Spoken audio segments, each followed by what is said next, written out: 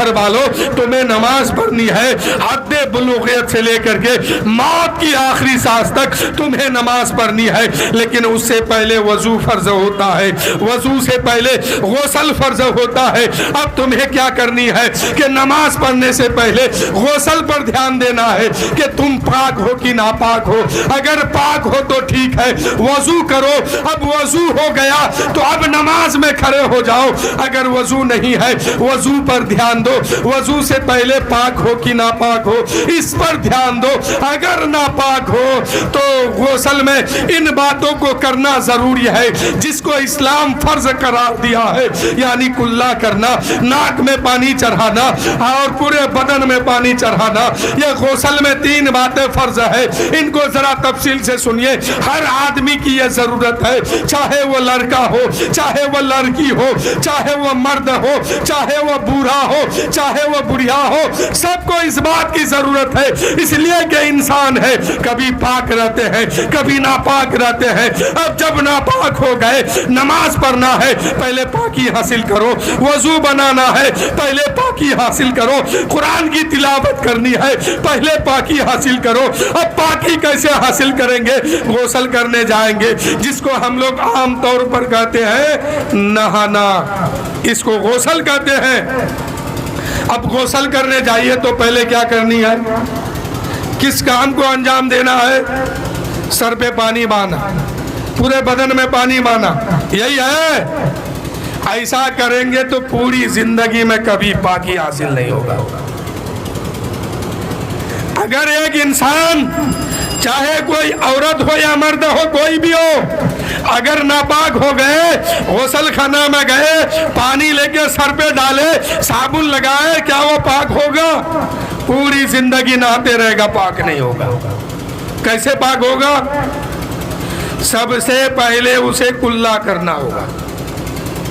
پہلے اس سے پہلے اور بھی کچھ بات ہے، ناپاک والے کپڑے کو بدل دیجئے، ناپاکی کی جگہ کو دھلیے، وہ سب سنت اور مستحب میں آتا ہے۔ پہلے فرض اکبر ضروری ہے، اس کو سنت پر بھی عمل کیجئے، لیکن پہلے فرض کو یاد کیجئے، جس کے بغیر نہ آپ پاک ہو سکتے ہیں، نہ ہم پاک ہو سکتے ہیں، نہ ہم قرآن پڑھ سکتے ہیں، نہ آپ پڑھ سکتے ہیں۔ وہ کیا باتیں ہیں؟ پہلے کلا کیجئے، غرغرہ کیجئے، روزہ نہیں ہے تو غرغرہ کیجئے، حلق تک پانی پہنچائیے، اور روزہ ہے تو صرف کلا کیجئے۔ یہ ایک بات ہے، اور غسل میں 3 بات ہے۔ دوسری بات کیا ہے؟ ناک کے نرم ہڈی تک پانی بہائیے، خلال کیجئے۔ تیسری بات، پورے بدن پر پانی بہائیے۔ اگر جسم میں ایک بال کے برابر بھی اگر سوکھا رہ گیا تو پاکی حاصل نہیں ہوگا، پاکی حاصل نہیں ہوگی۔ پاکی حاصل کرنے کے لیے اب پورے جسم کو پاک کرنا ہوگا، پانی بہانا ہوگا، تب جا کے غسل کا فرض ادا ہوگا۔ اب بندہ پاک ہو گیا۔ یہ باتیں کہاں سے سیکھیں گے؟ آپ کو اپنے گھر میں اس بات کو بتانے کی ضرورت ہے۔ اب انداز کیا ہوگا بتانے کا؟ پورے دن میں 24 گھنٹہ میں 5 10 منٹ 20 منٹ ایسا وقت نکالیے کہ اس میں آپ کی ماں ہو، باپ ہو، دادا ہو، بھائی ہو، رشتہ دار ہو، بیٹی ہو، بہن ہو، بیوی ہو، عورت ہو، مرد ہو، سب کو اکٹھا جمع کرو، اور زیادہ نہیں، ایک دن میں اسلام اور شریعت کی 2 باتیں ان کو سکھاؤ۔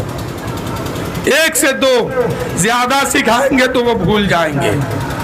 ایک بات آج سکھائیے، کل دوسری بات سکھائیے، تیسری بات پرسوں سکھائیے، سکھاتے سکھاتے کبھی شادی کے بارے میں سکھائیے، کبھی وضو کے بارے میں سکھائیے، کبھی نماز کے بارے میں سکھائیے، کبھی روزے کے بارے میں سکھائیے۔ جب ان باتوں کو اپنے گھر میں روزانہ کریں گے، اسلام آپ کے گھر میں چمکتا ہوا نظر آئے گا، اور سارے لوگ جو ہے شریعت پر عمل کر کے اپنی زندگی گزاریں گے۔